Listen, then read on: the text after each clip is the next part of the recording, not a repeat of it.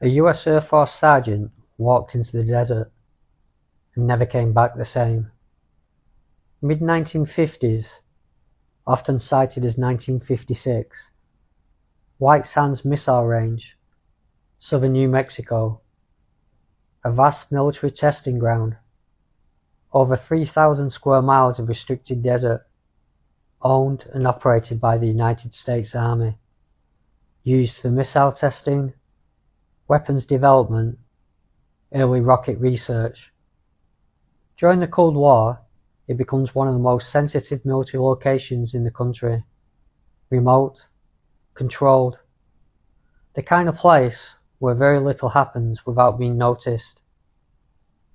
According to later accounts, 2 men are working in that environment, one most commonly identified as Sergeant Jonathan P. Lovett, the other reported as Major William Cunningham. No widely available official service records have been publicly tied to those exact names in this context, but those identities appear consistently in the versions of the story that circulate. According to those accounts, they are performing routine duties, often described simply as surveying or checking equipment.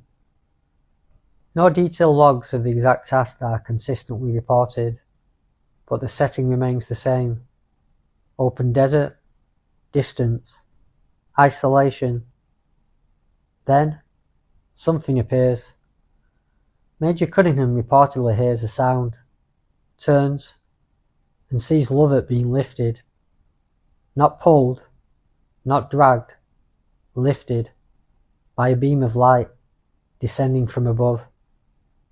And above that beam, according to the account, is a craft, described in multiple retellings as disc-shaped, metallic, hovering silently, low enough to project a concentrated beam directly to the ground. Descriptions of the beam itself are limited, but are consistently described as focused, controlled, and precise. According to the account, Lovett is drawn upward into that beam and disappears. No prolonged struggle described, no warning, just gone. Cunningham reportedly runs back to base, raises the alarm. Search teams are deployed. Personnel sweep the area. Hours pass. Then, according to the reported sequence, the following day, a body is found, identified as Lovett. And this is where the story becomes widely repeated, because descriptions of his condition have been shared across multiple sources. Some accounts describe what appears to be precise incisions. Others describe removal of specific internal organs. Some versions mention a lack of blood at the scene. Others describe injuries that those recounting the story interpreted as unusual.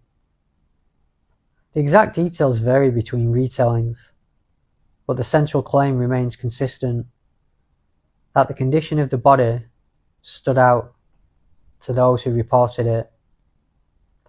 The story is most commonly linked to claims made by Milton William Cooper. Cooper stated that during his time in naval intelligence, he was shown classified briefing documents, among them material referring to UFO-related incidents, including what he described as this case. Another name often associated with the story is William English. English later claimed he had access to classified material, including alleged photographic and briefing evidence, which he said included this incident. Both men presented their accounts publicly, stating they had seen or been exposed to information within military or intelligence environments. In those retellings, the case is referred to as Missing Report Number 13, a designation said to be linked to Project Grudge, a real US Air Force program established to investigate unidentified aerial sightings and later followed by Project Blue Book, Within the narrative, this incident is described as part of internal documentation, though not publicly released. As for official position, the US Air Force has acknowledged Project Grudge as a real program and its role in investigating UFO reports. However, no official public statement has been issued confirming a case matching this specific incident, and no publicly released document has been formally presented that details this exact report. Yet the story continues to circulate through books, interviews, briefing claims, and retellings across decades, because at its core, the sequence remains the same. A routine day, a controlled environment, a man observed being taken by something described as not human, and a body later found under conditions described as unusual.